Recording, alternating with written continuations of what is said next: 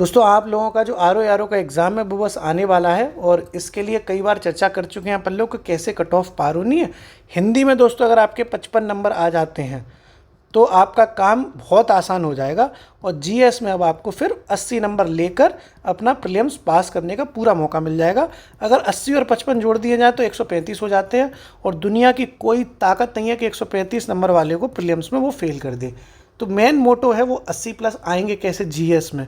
General studies में 140 number का GS है, 60 नंबर की हिंदी है, तो 140 में से 80 प्लस का सीन होना चाहिए, टारगेट होना चाहिए। मिनिमम इतने आ जाएं कैसे भी, ताकि बल्ले बल्ले बन जाए साहब। तो दोस्तों मैं आपको शुरू से मैंने कोशिश करी है समझाने की, और भी लोगों ने बताया होगा, ये पर्सन टू पर्सन अलग अलग स्ट्रेटेजी है। मैं अपनी जो मेरा छोटा मोटा एक्सपीरियंस है उसके बेसिस पे बता रहा हूँ कि पॉलिटी एक ऐसा सब्जेक्ट है दोस्तों जहाँ आप अपना स्कोर प्लस कर सकते हो, बढ़ा सकते हो। क्योंकि पॉलिटी ही तो एक ऐसी टॉपिक है जिसमें कोई क्या गलत करेगा, वही आर्टिकल है, अनुच्छेद, वही संविधान संशोधन है, वही पूरी प्रक्रिया है। लोकसभा, राज्यसभा, विधानसभा, विधानमंडल, विधान परिषद, राज्यपाल, राष्ट्रपति, कुछ भी पॉलिटी में नया नहीं है।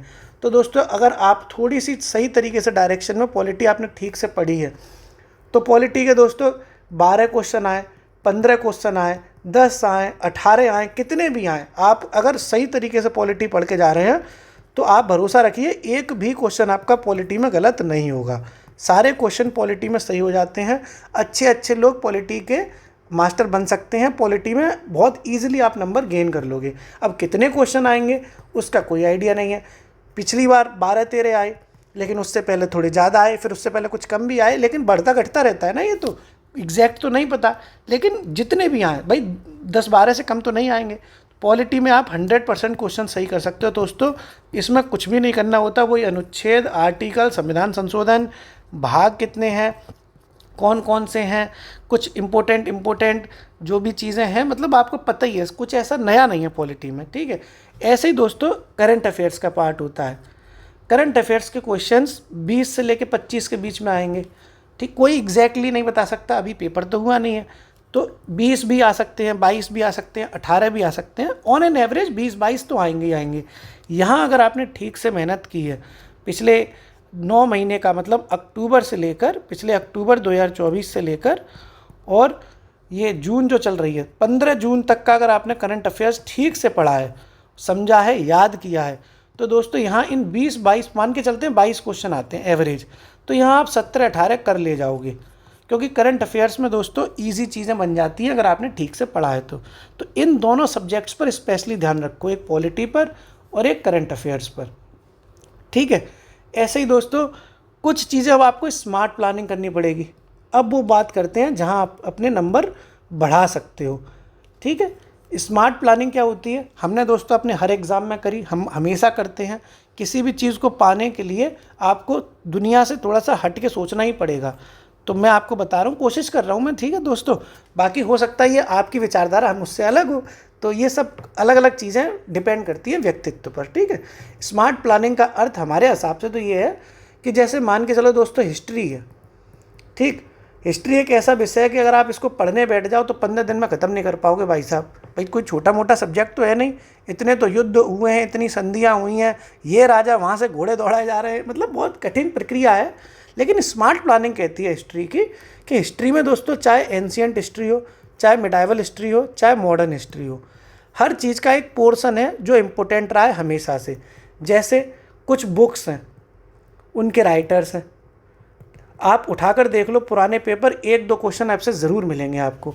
ऐसी मिडाइवल हिस्ट्री में है, कुछ इम्पोर्टेंट बुक्स हैं, इसके भी राइटर हैं। ऐसी मॉडर्न हिस्ट्री में, ऐसे दोस्तों कुछ युद्ध हुए हैं, सारे युद्ध अगर आप एक जगह लिख लो तो पूरे इतिहास में मिला के 40-50 युद्ध से ज़्यादा थोड़े नहीं हुए, 40-50 युद्ध ही तो हुए हैं। तो ऐसे आप स्मार्ट प्लानिंग करो, हर सब्जेक्ट के वो कोर टॉपिक उठाओ, हर सब्जेक्ट से एक कोर टॉपिक उठाओ जो आता है, हमेशा आता है और आएगा चाहे कुछ भी हो जाए। जैसे संधियाँ हैं भाई, टोटल 25-30 संधियाँ हैं। अगर आपको एक जगह वो संधियाँ लिखी हुई हैं, वो एक दिन में आप 10 संधि भी याद करते हो तो 3 संधियाँ मतलब 30 संधि याद करनी है तो 3 दिन में याद कर लोगे। ऐसे आपको थोड़ा सा स्मार्ट बनना पड़ेगा। ऐसे दोस्तों ज्योग्राफी है, ठीक है।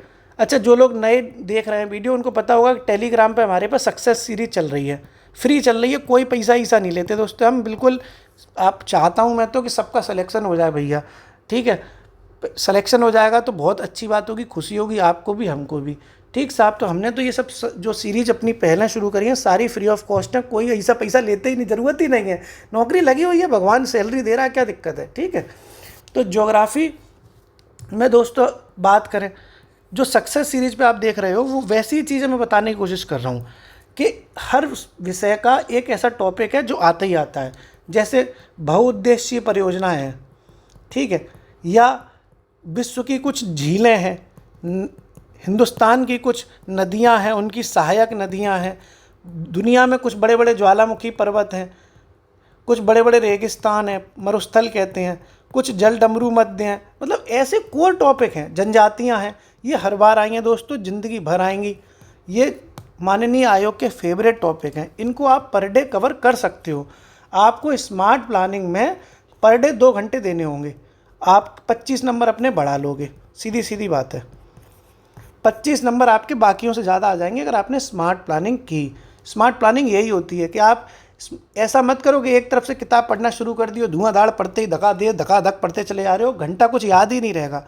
वो आप करो, लेकिन स्मार्ट के लिए 2 घंटे अलग से निकाल लो भैया, ताकि जो हर टॉपिक का एक कोर टॉपिक है, हर सब्जेक्ट का एक कोर टॉपिक है, वो समझ सको ना, याद कर सको।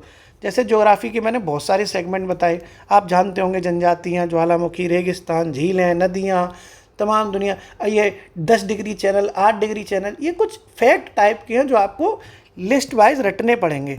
हम अपने टेलीग्राम पर यही तो करा रहे हैं, और क्या करा रहे हैं। सक्सेस सीरीज जो चल रही है वो यही तो चल रही है, ताकि आप लोग उनको याद कर सको, ठीक है। ऐसे ही दोस्तों इन्वायरमेंट में भी है, आपको खुद खूब देखो, टाइगर रिजर्व है, वन्य जीव अभयारण्य, ठीक है, यूनेस्को का जो मैन एंड क्या कहते हैं, man and biosphere programme, map कहते हैं, उसकी 18 साइट्स हैं।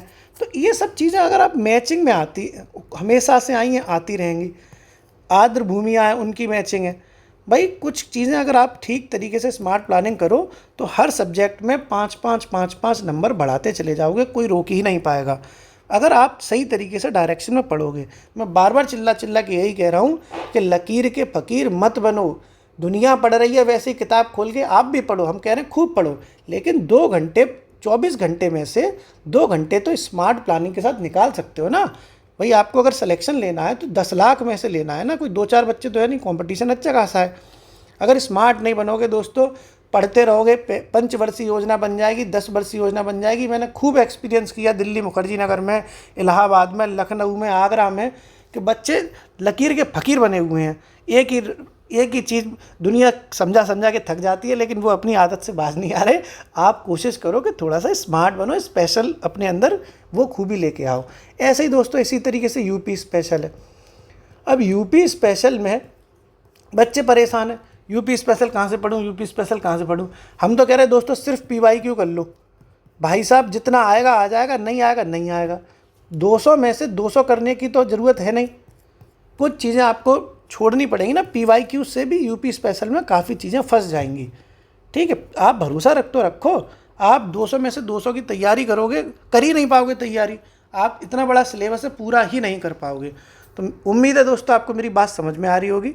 शायद नहीं समझ में आ रही हो तो सॉरी, लेकिन मेरा समझाने का मतलब यही है कि आप अपने ऊपर भरोसा रख के कुछ ऐसी कोर टॉपिक्स सेलेक्ट कर लो हर सब्जेक्ट का, जो हर बार पूछा गया है, इस बार भी पूछा जाएगा। लिस्ट बना लो उनकी, 2 घंटे निकालो, रटो उन्हें ढंग से, गलती नहीं होनी चाहिए। और एक दोस्तों और है, कैसे नंबर आएंगे, सिली मिस्टेक्स मत करो। ये जो बेवकूफ़ी भरी गलतियां कर देते हो हर बार कि ओ तेरी ये तो आता था गलत हो गया, वो चीज़ें धीरे धीरे कम करो अपने अंदर। अब अधिकारी बनने जा रहे हो तुम लोग, 4800 ग्रेड पे है आरो भाई, राजपत्रित अधिकारी है। हमेशा गलतियां करोगे तो अच्छा भी तो नहीं लगेगा ना, बड़े हो रहे हो धीरे धीरे करके, है ना। एक दोस्तों धकाधक तुक्का मत मार देना, जय श्री राम इसका ए मार दो, जय श्री राम बी मार दो, या अल्लाह रहम करना बी मार देता हूँ इसका।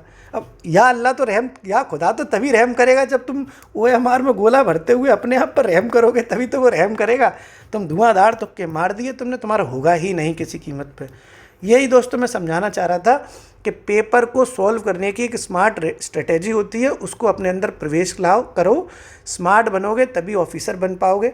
स्मार्ट का मतलब दिमाग से स्मार्ट बनोगे। फिजिकली तो तुम स्मार्ट हो ही, लड़कियां भी सुंदर सुंदर है एकदम, लड़के भी एकदम हीरो हीरो है ना। तो वो चीज़ें अपने अंदर लेके आओ। कोई भी कमी, कोई भी दिक्कत हो, इंस्टाग्राम पे आप मैसेज करो, पूछो मेरे को। जैसे जैसे अपनी जॉब से टाइम मिल रहा है मैं रिप्लाई भी करता हूँ, कोशिश पूरी जारी है दोस्तों। लेकिन अब वो वक्त आ चुका है कि अपना तैयारी का बिगुल बिल्कुल टॉप गियर में ले आओ। गाड़ी अब 5वें 6वें गियर में चलनी चाहिए। ठीक है, ओके, शुक्रिया।